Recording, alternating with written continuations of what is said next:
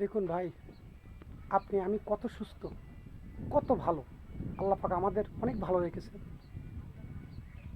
আর এই যে ছেলেটা আমার পাশে আছেন, দেখুন ইনি একজন প্রতিবন্ধী মানুষ। আল্লাহ পাক এনার কী কোয়ালিটি রেখেছে দেখুন। ভাই তুমি ভালো আছো? ভালো আছো? দেখুন, এগুলো সবাই দেখুন এ ভাই জন্মের থেকে ইনি একজন প্রতিবন্ধী মানুষ। আপনার একটু দোয়া করবেন যে ভাই যেন সুস্থ হয়ে যায়।